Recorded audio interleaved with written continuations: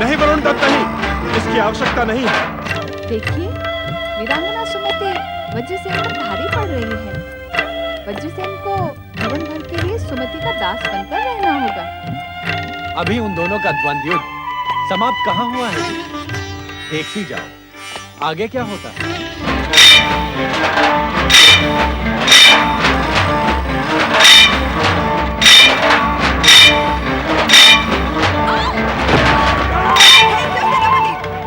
हमें तुम्हारी सहायता की आवश्यकता नहीं है।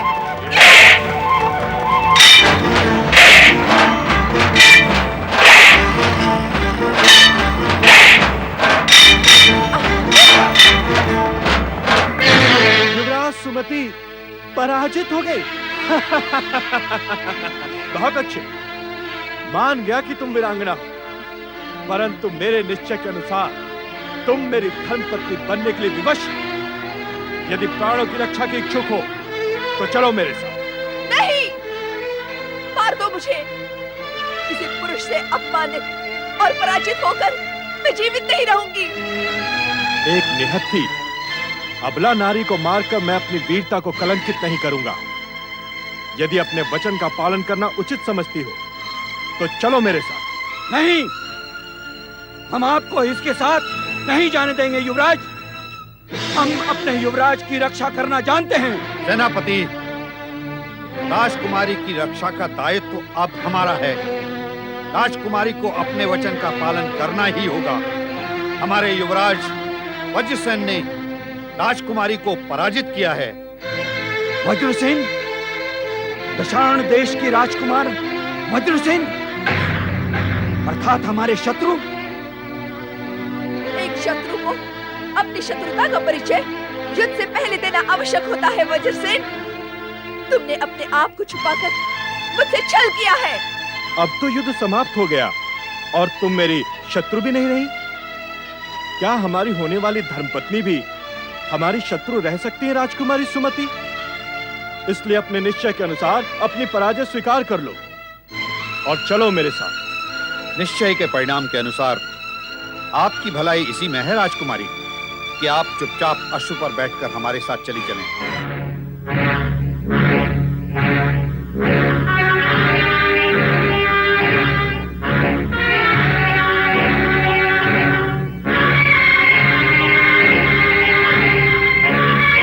मेरा निश्चय ये है कि यदि आप खड़ग युद्ध में मुझसे हार गई तो आपको मेरी धर्मपत्नी बनकर रहना होगा। मेरा निश्चय ये है कि यदि आप खड़ग युद्ध में मुझसे हार गई तो आपको मेरी धर्मपत्नी बनकर रहना होगा। हमें तुम्हारा शक्ति परीक्षण का प्रस्ताव स्वीकार है। मैं स्वयं अपने अश्व पर जाऊंगी। मेरा अश्व प्रस्तुत हो।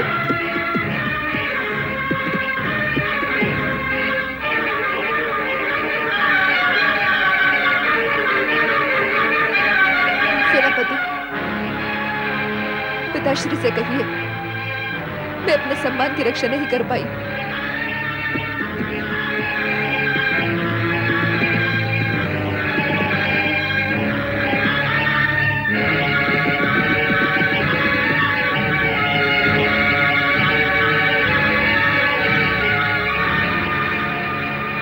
अब मैं महाराज को क्या मुंह दिखाऊंगा? यह एक वीरांगना नारी का अपमान है स्वामी। आपने वज्रसेन का पक्ष लिया और वह जीत गया। यह अन्याय है। यदि तुम इसे अन्याय समझती हो तो तुम इस अन्याय का परिमार्जन करने के लिए स्वतंत्र हो। जाओ, सुमति की सहायता करो। मुझे आज्ञा दीजिए स्वामी।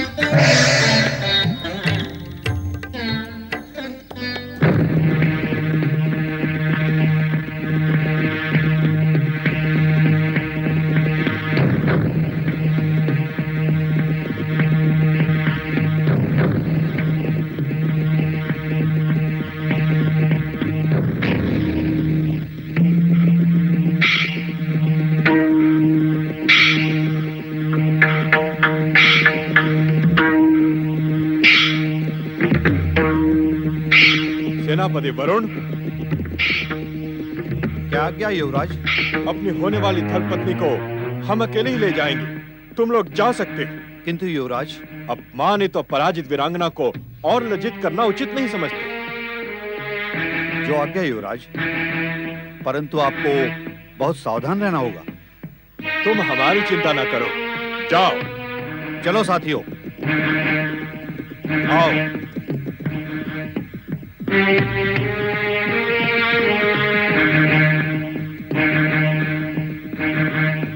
जिसने तुम्हें पराजित किया, अपमानित किया, उसके साथ क्या तुम धर्मपत्नी बनकर रह पाओगी?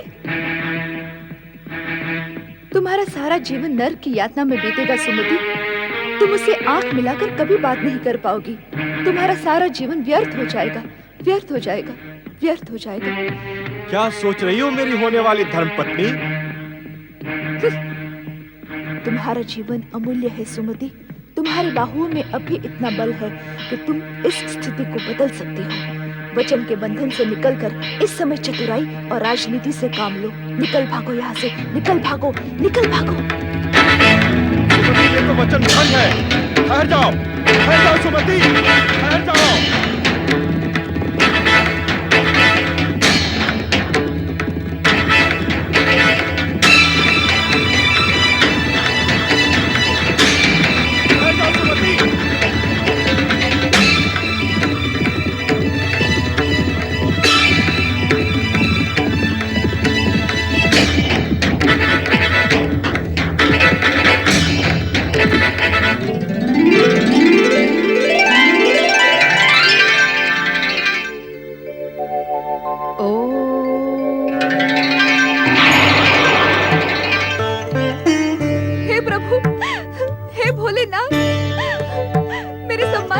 करो हे शिव शंकर।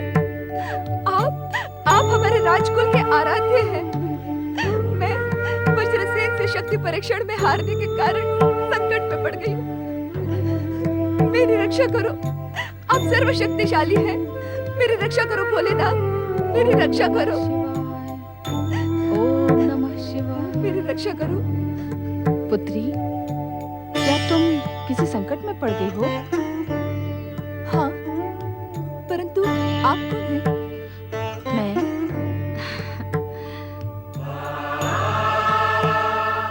मैं एक शिवभक्त ब्राह्मणी हूँ। मुझे पूर्ण विश्वास है शिव पार्वती पर आस्था रखने वाला हर संकट से उबर जाता है। परंतु इस समय एक शत्रु मेरे पीछे पड़ा है और मैं पूरी आस्था के साथ शिव शंकर की शरण में आई हूँ। यह आस्था नहीं, शत्रु से बचने की घबराहट है। जिसके मन में आस्था होती है वो घबराता नहीं है। यदि तुम मेरे स्थान पर होती तो समझ पाती कि घबराहट में और कुछ नहीं सोचता, बस संकट से बचकर भाग निकलना ही होता है। मैं तुम्हारी स्थिति समझ रही हूँ पुत्री, इसीलिए कह रही हूँ कि ये घबराहट छोड़कर भगवान शिव के प्रति भक्ति भाव से एक प्रतिज्ञा करो। तुम्हारा संकट अवश्य टल जाएगा। प्रतिज्ञा? एक वचन के कारण मैं पहले ही संकट में पड़ गई हूँ। एक और प्रतिज्ञा मैं नहीं करूंगी। मेरी बात मान लो पुत्री, ये प्रतिज्ञा भगवान शिव के प्रति भक्ति की है। इससे तुम्हें उनकी कृपा भी प्राप्त होगी। क्या है वो प्रतिज्ञा? पूरी निष्ठा से 16 सोमवार व्रत करने की शपथ ले, तेरा कल्याण होगा। 16 सोमवार का व्रत? सोमवार तो बहुत दूर है, आज तो शनिवार है। सोमवार तक मेरी रक्षा कौन करेगा? यदि तुम इसी समय व्रत करने की शपथ लोगी तो तुम्हारी रक्षा स्वयं माता पार्वती करेंगी और भगवान शिव की कृपा भी तुम्हें अवश्य प्राप्त होगी। भविष्य की आशा पर मैं विश्वास नहीं करती। मुझे इसी समय शिव भगवान की सुरक्षा की आवश्यकता है। हमारे कुलाराध्य होने के नाते उन्हें मेरी रक्षा करनी ही होगी। मुझे इस संकट से उबारना होगा। तुम भगवान शिव को अपनी रक्षा करने के लिए विवश नहीं कर सकती पुत्री। भगवान शिव अपने सच्चे भक्तों की रक्षा स्वयं करते हैं, उन्हें विवश करने वालों की नहीं। अब भी मेरी बात मान लो। 16 सोमवार व्रत की शपथ ले लो, तुम्हारा संकट अवश्य टल जाएगा। मुझसे विवाद ना करो ब्राह्मणी माता, मुझे अकेली छोड़ दो। यदि भगवान शिव मेरी सहायता नहीं कर सकते तो मैं अपनी रक्षा स्वयं कर लूंगी। इससे ये सिद्ध होता है कि अपने कुल के आराध्य भगवान शिव के प्रति तुम्हारे मन में तनिक सी भी भक्ति नहीं है। वो भक्ति किस काम की जो समय पर काम ना आए। अब मुझे विश्वास हो गया है कि भगवान शिव और माता पार्वती की सहायता पर आस्था मिथ्या है। आपत्ति पड़ने पर कोई किसी की सहायता नहीं करता। लगता है संकट की काली छाया तुम पर मंडरा रही है। तुम्हारी बुद्धि कुंठित हो गई है। श्रद्धा, भक्ति और आस्था पर से तुम्हारा विश्वास उठ गया है पुत्री। अब तो इच्छा होते हुए भी तुम्हारी सहायता कोई नहीं कर सकता। भगवान शिव तुम्हारा कल्याण करें। ओम नमः शिवाय, ओम नमः शिवाय, ओम नमः शिवाय, ओम नमः शिवाय, ओम नमः शिवाय, ओम नमः शिवाय, ओम नमः शिवाय, ओम नमः शिवाय।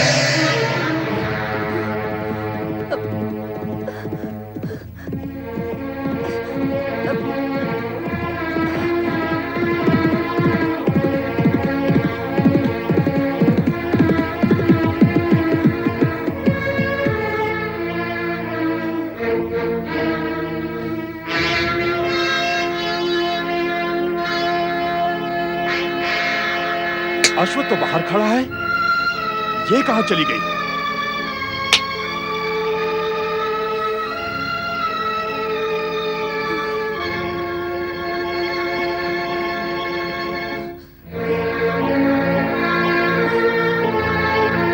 मुझसे भागने की चेष्टा व्यर्थ है सुमति। विधाता ने तुम्हारे भाग्य को मुझसे जोड़ दिया है। अब तुम मुझसे बचकर नहीं जा सकती। अपने को वीर पुरुष कहते हो तो वीर पुरुष जैसा व्यवहार करो। छोड़ दो मुझे। तुमने वचन भंग किया, मेरे साथ विश्वासघात किया, परंतु मैं अपने वचन पर अटल हूं। मैं तुम्हें अपनी धर्मपत्नी बनाकर रहूंगा। अब तुम मेरा साथ नहीं छोड़ सकती। चलो मेरे साथ, चलो।